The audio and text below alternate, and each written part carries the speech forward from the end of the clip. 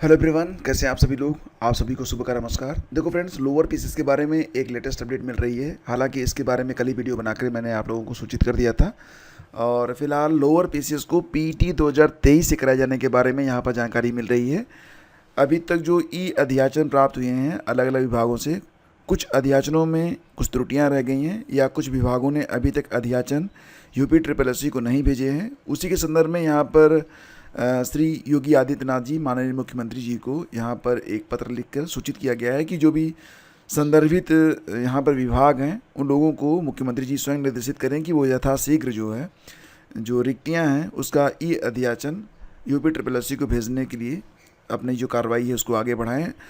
लेकिन फ्रेंड्स, यहाँ पर लोअर पीसीएस की जो वैकेंसी है इसको पीईटी 2023 यानी कि UP triple S C PET 2023 से कराए जाने के बारे में यहाँ पर जानकारी मिल रही है। और बहुत सारे अभ्यर्थी ऐसे भी हैं, मैंने देखा है सोशल मीडिया में, कमेंट बॉक्स में और तमाम जगहों पर बहुत सारे अभ्यर्थी ये डिमांड कर रहे हैं कि पीईटी 2023 के बजाय पीईटी 2024 करवा लिया जाए, उसके बाद लोअर पीसीएस की वैकेंसी आनी चाहिए। क्योंकि बहुत सारे जो अभ्यर्थी हैं वो पीईटी 2023 में शामिल नहीं हुए थे या फिर उनका स्कोर कम है। तो उनका ये कहना है कि अगर लोअर पीसीएस की वैकेंसी आनी है और लोअर पीसीएस आ रहा है तो पीईटी 2024 के आधार पर आना चाहिए।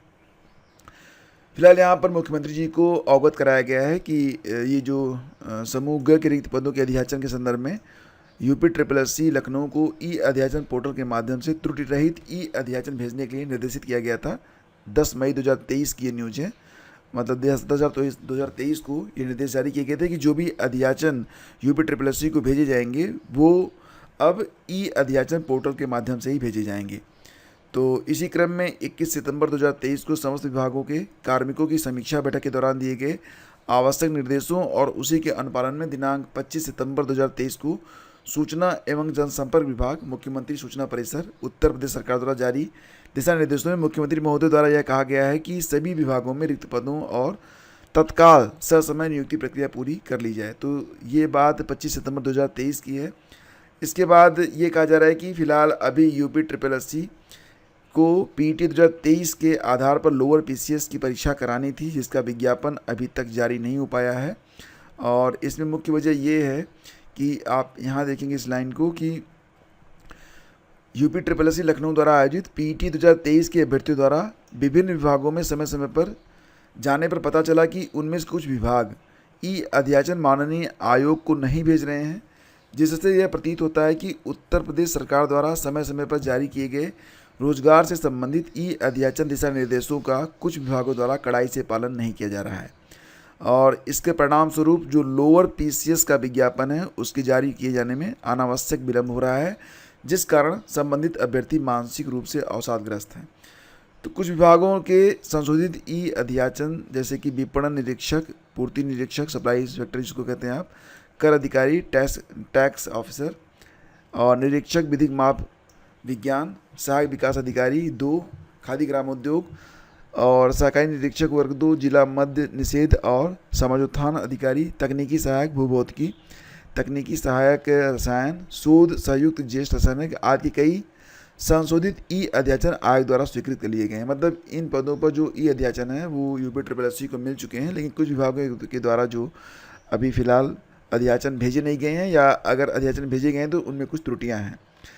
और बाकी यहाँ पर बताया जा रहा है कि इस बार जो ईओ के लिए अध्याचन प्राप्त हुए हैं उनकी संख्या 250 है। आरआई के लिए 50 अध्याचन प्राप्त हुए हैं, खानसाई निरीक्षक के लिए 45 अध्याचन और सहायक चकबंदी अधिकारी के लिए 356, संकलन अधिकारी के लिए 2 और बाकी आप अभी जो आरटीआई डाली गई है मंडी पर्यवेक्षक, मंडी निरीक्षक वगैरह के लिए। तो बेसिकली कहा गया है कि आपसे विनम्र अनुरोध है कि उपर्युक्त सारणी में दिए गए विभिन्न विभागों द्वारा संशोधित ई अध्याचन को संज्ञान में लेकर आप अपने स्तर से शेष, मतलब जो शेष विभिन्न विभागों द्वारा ई अध्याचन को UP triple S C Lucknow को यथाशीघ्र प्रेषित कराने की कृपा करें। और इसके बाद यहाँ पर कहा जा रहा है कि पीईटी 2023 मतलब कुल मिला के ये है कि अगर ये जो अध्याचन है प्राप्त हो जाता है तो इससे पीईटी 2023 के आधार पर लोअर पीसीएस का जो विज्ञापन होगा वो जारी कराया जाएगा। तो फिलहाल फ्रेंड्स, यहाँ पर बहुत सारे अभ्यर्थी डिमांड कर रहे हैं कि पीईटी 2023 नहीं बल्कि लोअर पीसीएस का विज्ञापन अगर जारी होना है तो इसे पीईटी 2024 के आधार पर जारी किया जाए। ताकि जो अभ्यर्थी लोअर पीसीएस किन्हीं कारणों से 2023 में शामिल नहीं हो पाए थे वो पहले पीटी 2024 दे लें, उसके बाद लोअर पीसीएस का जो विज्ञापन है वो जारी हो।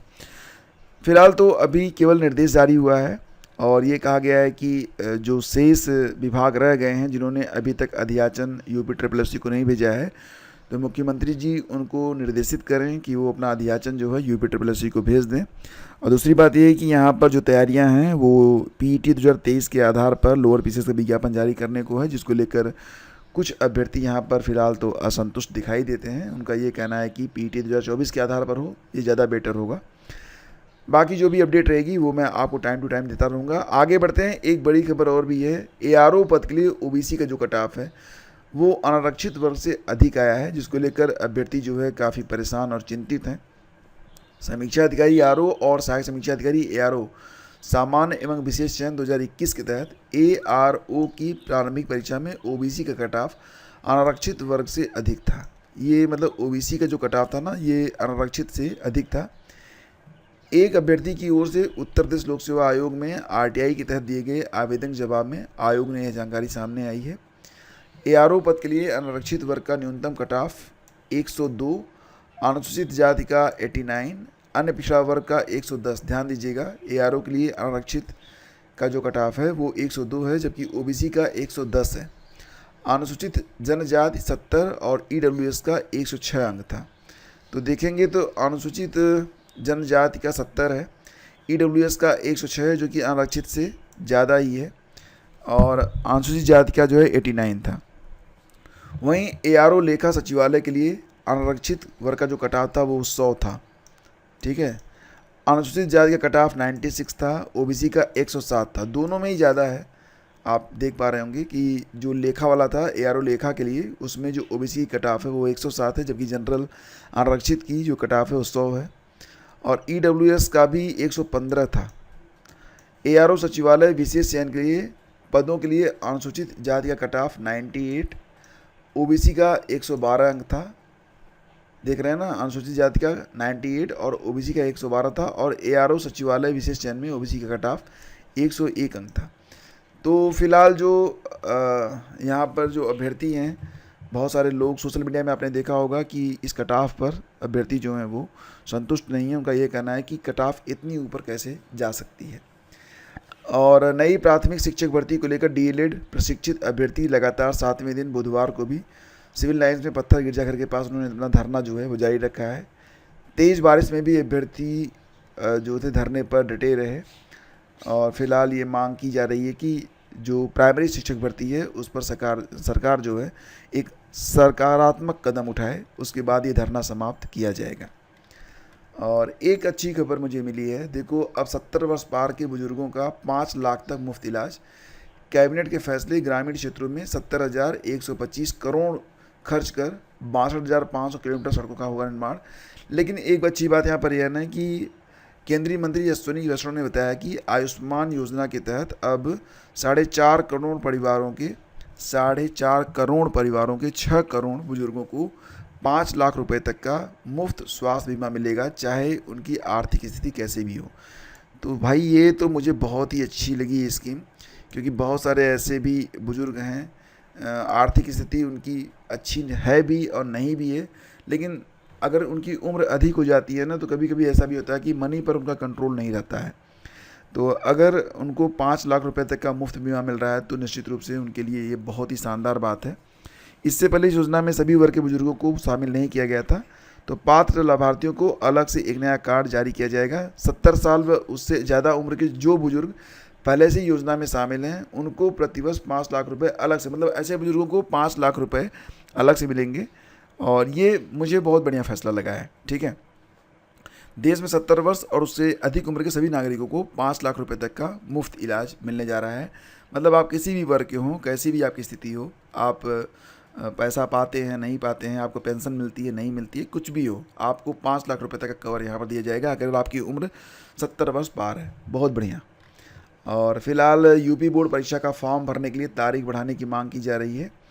तो माध्यमिक शिक्षा परिषद के परीक्षा फॉर्म भरने की तिथि बढ़ाने की मांग की गई है।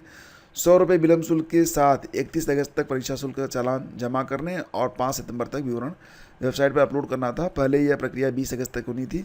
फिलहाल विस्तारित तिथि बीत जाने के बाद माध्यमिक शिक्षक संघ एकजुट के प्रदेश संरक्षक डॉक्टर हरिप्रकाश यादव ने यूपी बोर्ड के सचिव भगवती सिंह से मिलकर एक और मौका देने की मांग की है। कहा कि प्रदेश में कई जिले बाढ़ से प्रभावित हैं, इस वजह से यहाँ पर डेट एक्सटेंड वैसे कर देना चाहिए, कोई इसमें बहुत बड़ी बात नहीं है। और ये फ्रेंड्स, अगर आप भूगोल को पढ़ना चाहते हैं तो ये किताब बहुत ही शानदार होती है। कक्षा 11 में पढ़ाई जाती है भौतिक भूगोल के मूल सिद्धांत। इसमें आपको पृथ्वी की उत्पत्ति से लेकर मैप को समझने में और पृथ्वी से संबंधित यानी कि भूगोल को समझने के लिए यह एक बहुत ही शानदार किताब है। इस किताब को NCERT के द्वारा मतलब छापा गया है और ये पूरी किताब बहुत जल्दी आपके नए channel only GS master class पर हम डिस्कस करेंगे। जो लोग भी भूगोल को ठीक से समझना चाहते हैं, चाहे वो UP PSC की तैयारी कर रहे हों, RARO की कर रहे हों, UP SSSC की तैयारी कर रहे हों, PT की कर रहे हों, लोअर PSC की तैयारी में लग रहे हों, या फिर आप TGT PGT में अगर आपको भूगोल समझ में नहीं आ रहा है, तो ये सारे जितने भी अभ्यर्थी हैं उनके लिए ये क्लास बहुत ही शानदार रहेगी। ओनली GS मास्टर क्लास को आप लोग सब्सक्राइब कर लें और ये क्लासेज आज से आपकी स्टार्ट हो रही हैं। और फिलहाल पूरी किताब यहाँ पर दो चीज़ें हैं। पूरी किताब में बहुत ही सरल भाषा में आपको बताई जाएंगी और बिल्कुल इसका जो शार्ट नोट होगा वो भी आपको उपलब्ध कराया जाएगा। और फ्रेंड्स, आपको पुनः बता दें, यहाँ पर एक अपडेट निकल कर आई है मुख्य सेविका के बारे में। मुख्य सेविका में जो 11 तारीख को सुनवाई होनी थी वो नहीं हो पाई है किन्हीं कारणों से, और 11 तारीख को जो मतलब 11 सितंबर को सुनवाई होनी थी जो नहीं हो पाई। 8 नंबर पर मामला लिस्टेड था लेकिन सुनवाई नहीं हो पाई है। अगली जो सुनवाई है वो 13 सितंबर को होनी है। 13 सितंबर को आप यहाँ देख सकते हैं, 13 सितंबर को case is listed in court number 5 at serial number 19 fresh list. तो पूरी उम्मीद है कि कल मुख्य सेविका वाले मैटर पर सुनवाई होगी। और एक बात और ये यहाँ पर कि जो अभ्यर्थी हैं वो मांग कर रहे हैं कि स्टे हट जाए ताकि ये भर्ती आगे बढ़ सके। तो फिलहाल देखते हैं कल क्या होता है। और CTT वाले मैटर पर भी आज सुनवाई होनी है। आज हो सकता है कि आज के बाद जो मामला था या ऑर्डर जो था वो रिजर्व कर लिया जाए। तो कई सारी अपडेट्स थी। Thank you so much for watching the video. सुबह सुबह आप सभी का हमसे जुड़ने के लिए बहुत बहुत धन्यवाद। वीडियो पसंद आए तो लाइक और शेयर कर दीजिएगा। शेष मिलने पर एक अलग वीडियो में हम करेंगे कुछ नई चर्चाएं। तब तक के लिए खुश रहिए, मस्त रहिए, लेकिन स्टडी को करते रहिए। Thank you.